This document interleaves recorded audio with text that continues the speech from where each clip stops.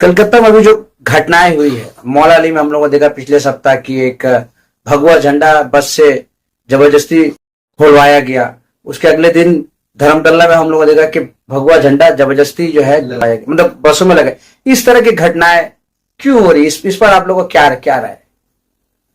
ये दोनों नहीं होना चाहिए, ना उतारना चाहिए ना उसके अगेंस्ट में लगाना चाहिए जी, ताकि ऐसा एक दूसरे के प्रति भेदभाव ना हो।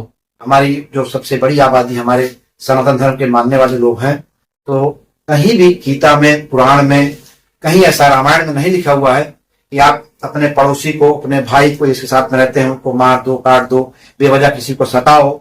ना ही इस्लाम में लिखा हुआ है, ना हमारा कुरान कहता है, ना हमारे प्रॉफिट मोहम्मद साहब हुजूर सल्लल्लाहु अलैहि वसल्लम ऐसा कहते हैं, ना अपनी जिंदगी में किए भी नहीं है। देश में इन दिनों नफरत का जो माहौल है, इसको खत्म करने के लिए अब समाज के हर वर्ग के लोग सामने आ रहे हैं। इसी कड़ी में आने वाले रविवार की शाम को कोलकाता के मौला अली युवा केंद्र में एक यादगार कवि सम्मेलन और मुशायरा का प्रोग्राम होने जा रहा है, जिसमें उर्दू, हिंदी और बांग्ला के कवि अपने अपने कविताओं के माध्यम से देश में अमन, शांति और मोहब्बत का पैगाम बांटेंगे। इसे लेकर एक प्रेस वार्ता कर इस प्रोग्राम के जॉइंट कन्वीनर हबीबुर रहमान खान, विनोद कुमार शुक्ला, अशोक कुमार राम और गौतम प्रसाद मीडिया के समक्ष पेश हुए और कहा कि आने वाले रविवार को किस तरह उर्दू, हिंदी और बांग्ला भाषाओं का संगम होने जा रहा है, जिसमें देश के कई नामी गिनामी कवि और कवयित्री तशरीफ ला रही हैं, जिससे पूरे देश में अमन का संदेश जाएगा। खान, सन ऑफ का नौजवान का जनरल सेक्रेटरी, आप गौतम प्रसाद जी हैं, कोषाध्यक्ष हैं, अशोक राम जी हैं, असिस्टेंट जनरल सेक्रेटरी हैं जी, और ये आपके विनोद कुमार शुक्ला जी हैं जो अध्यक्ष हैं। जी। हम लोग रोज बैठते हैं, कुछ कुछ सामाजिक काम हम लोग के माध्यम से होता है, हर साल होता है। इस संस्था के द्वारा हम लोग कोरोना काल में 50 सिलाई मशीन बांटे। फिर उसके बाद अभी हम लोग बैठ के आपस में बातचीत कर ही रहे थे,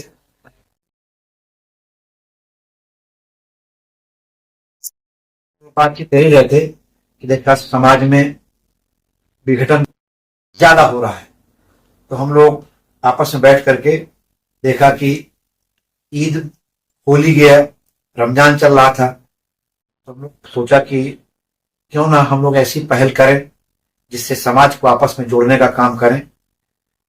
उसी कड़ी में हम लोग कवि सम्मेलन, मुशायरा, ईद और होली मिलन। खुशी की बात यह भी है कि रामनवमी भी बीत गई और बांग्ला नववर्ष भी कल से आज तक चल रहा है। ये चारों जो खुशियों का त्योहार है, उस त्योहार के उपलक्ष्य में हम लोग इस प्रोग्राम को करने जा रहे हैं। ये प्रोग्राम 20 तारीख को स्वामी विवेकानंद एडिटोरियम हॉल, मौला अली यूथ सेंटर में होगा और इसमें सभी धर्म के मानने वाले लोग मौजूद रहेंगे, शायर भी रहेंगे, कवि भी रहेंगे, बंगाली पोएट कहने वाले भी लोग रहेंगे और सभी लोग देश प्रेमी, देशभक्त, विभिन्न धर्म के मानने वाले श्रोतागण भी रहेंगे। ये खुशी की बात है, बड़ी पहल है और हम लोग जो हमारे सब टीम में हम लोग हैं, सभी लोग सेकुलर हैं, सेकुलर सोच रखते हैं, इसीलिए इस प्रोग्राम को हम लोग करने जा रहे हैं। और इसमें मेहमान के तौर पे, शायर के तौर पे तमाम लोग मौजूद रहेंगे। जो हमारे गेस्ट हैं उसमें किरण नंदा जी हैं और अवधेश प्रसाद जी हैं जो अयोध्या सांसद हैं, ताहिर जी हैं विधायक सुल्तानपुर हैं, लकी यादव हैं जो विधायक हैं जौनपुर से हैं, नदीमुल हक साहब हैं राज्यसभा सांसद हैं, स्वर्ण कमल साहा जी हैं विधायक हैं और तमाम इस तरह से हमारे पास गेस्ट हैं। जिसमें गिफ्ट की लिस्ट में आप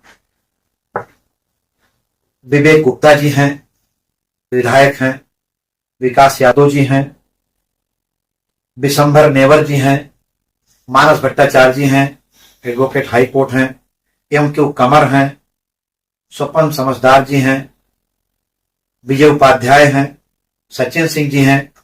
डॉक्टर साहिबान का बड़ा इसमें रोल है, जिसमें हमारे पास 5-6 डॉक्टर रहेंगे, जिसमें डॉक्टर आसिफ फैयाज हैं, डॉक्टर उनीस तिवारी हैं और एक समाज सेवी श्रीधर पांडे जी हैं। और डॉक्टर की कड़ी में और जो हमारे पास हैं उनका नाम है पांडे जी हैं, प्रतिभा सिंह जी हैं, प्रवीण झा जी। ये डॉक्टरों साहिबान का एक बड़ा पैनल भी हमारे। शायर में कौन कौन रहेंगे? शायर में हमारे पास हैं शहजादा कलीम हैं जो प्रतापगढ़ से आएंगे, विकास बौखल हैं जो बाराबंकी से आएंगे, अपूर्व विक्रम हैं जो दिल्ली से आएंगे, बुले सबा हैं जो फतेहपुर से आएंगी, सैयद इरशाद आरजू साहब हैं जो कलकत्ता के हमारे हैं, ख्वाजा अहमद हुसैन साहब हैं वो भी कलकत्ता के हैं, और एक बंगाली पोएट कहने वाले जयंत दास महापात्र जी। ये सब शायर हैं और तमाम इलाके के आसपास के जो लोग हैं, सभी श्रोतागण और हमारे संस्था के सभी कार्यकर्ता हैं। और हम लोग इस प्रोग्राम को करने का उद्देश्य यही है कि मैसेज भाईचारे का जाए। जो दूरियां कुछ लोग बढ़ा रहे हैं उसको हम लोग कम करने का प्रयास कर रहे हैं और उम्मीद है कि हम लोग को सफलता इसमें मिलेगी। क्या ये फर्स्ट टाइम इस तरह का कर रहे हैं? ना, कभी ये तीसरी बार है। तीसरा बार है। हाँ। जिसका टाइमिंग क्या रहेगा, बाहर से क्या लोग मतलब आ सकते हैं इस कैसे इनविटेशन होगा? उसके बाद हमारे पास कार्ड हम लोग बहुत छपवाया है, सबको कार्ड के माध्यम से जा करके हमारे कार्यकर्ता कार्ड दे रहे हैं और आप लोगों के माध्यम से बता दिया जा रहा है, होर्डिंग लगने वाली है। ये हमारे पास माध्यम है। विदाउट पासेस आ सकेंगे लोग? क्या विदाउट पासेस आ सकेंगे? नहीं, कोशिश तो की जाएगी पास के माध्यम से आए तो ज्यादा बेहतर रहेगा। नहीं मान लीजिए आएंगे और वो सीट न कर पाए, सीट अरेंजमेंट न कर पाए हम, तो दुख हमको भी होगा और आने वाले हमारे भाइयों को भी दुख होगा। अगर किसी को पासेस चाहिए तो क्या वो आपसे राब्ता करेंगे? इसका कुछ चार्जेस है ऐसा कुछ? ना, कोई ऐसा चार्जेस नहीं। देखिए, भाईचारा में चार्जेस लेना अच्छी बात भी नहीं है, फिर वो व्यवसाय हो जाएगा और भाईचारा और धार्मिक एकता सद्भाव का वो नहीं रह जाएगा, वो फिर व्यवसाय हो जाएगा। हम लोगों का काम व्यवसाय करना नहीं। जो लोग देख रहे हैं आप उन लोगों को क्या बोलिएगा कि किस तरीके से कांटेक्ट किया जाए? अगर कोई आपको देखना चाह रहा हो, वहां पे जाकर सुनना चाह रहा हो, आपसे बात करें तो मोबाइल नंबर वगैरह? हाँ, मोबाइल नंबर है हमारे पास 8697030057 में संपर्क अगर करेंगे तो हम कोशिश करेंगे उन लोगों को कार्ड मुहैया करा सकते हैं। लेकिन काफी हद तक कार्ड कर चुके हैं, लेकिन अभी भी हमारे पास कुछ कार्ड है जिसको हम लोग। ऑडिटोरियम में कितने लोगों की गुंजाइश है? लगभग 400 लोग। इस तरह से हिंदुस्तान में माहौल चल रहा है। हाँ, होगा, क्योंकि देश की आजादी के समय से कविता का, कवियों का, शायरों का बहुत बड़ा रोल रहा है। अगर हमारे सैनिक लड़ रहे थे, देशभक्त लड़ रहे थे, देश प्रेमी लड़ रहे थे, तो कविता पढ़ने वाले वो लोग भी लड़ रहे थे, उनकी भी बहुत बड़ी हिस्सेदारी है इस आजादी। तो ऐसा नहीं है, कविता के माध्यम से बहुत बदलाव आता है और कवि जो हैं बहुत ही अच्छे कवि हैं, बहुत इंटरनेशनल कवि हैं। जो लोग आ रहे हैं इनकी कविता में देशभक्ति है और भाईचारा है, मोहब्बत है, गीत है, मोहब्बत है, प्यार है। इनकी कविता में सब कुछ है। भोजपुरी गीत से लेकर देश प्रेम से लेकर के सभी हमारे पास जो कलेक्शन है, बहुत अच्छे लोगों का कलेक्शन है। बहुत आप इनको यूट्यूब में भी देख सकते हैं और आने की बात तो सुन ही सकते हैं। अच्छा, ये के नाम पे विभाजन हो रही है, क्या लगता है कवि सम्मेलन और मुशायरा, हिंदी और उर्दू का मिक्सर जो एक जगह आप लोग जो ला रहे हैं, बंगाली को भी जोड़ देगा, तो इससे कितना मोहब्बत फैलेगा? सब कितना मोहब्बत फैलेगा, हम लोग जितना ज्यादा से ज्यादा कोशिश कर रहे हैं फैलाने का। जी, हम लोग सबको एकजुट करके कोशिश कर रहे हैं कि कम से कम ज्यादा से ज्यादा लोगों के पास फैले और एक मैसेज जाए कि सब कोई हम लोग मिल के रहें। हिंदू मुस्लिम और जितने अदर समाज के लोग हैं वो एक साथ मिल के रहें।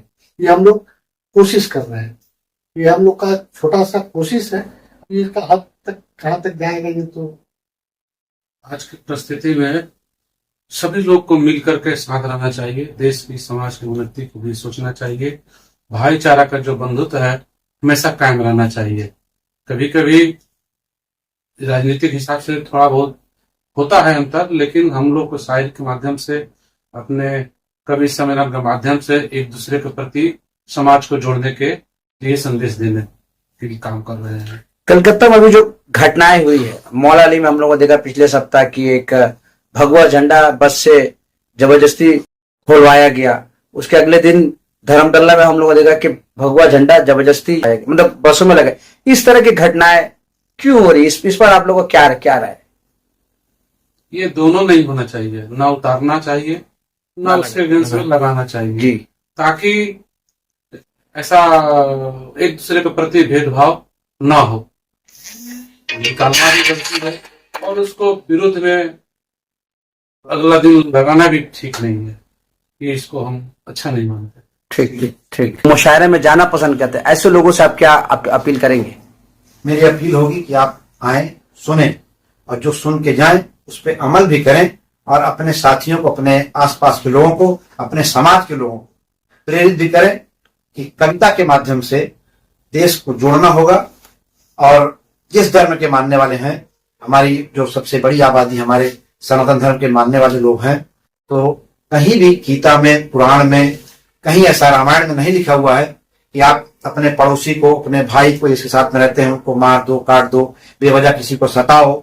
ना ही इस्लाम में लिखा हुआ है, ना हमारा कुरान कहता है, ना हमारे प्रॉफिट मोहम्मद साहब हुजूर सल्लल्लाहु अलैहि वसल्लम ऐसा कहते हैं, ना अपनी जिंदगी में किए भी नहीं है।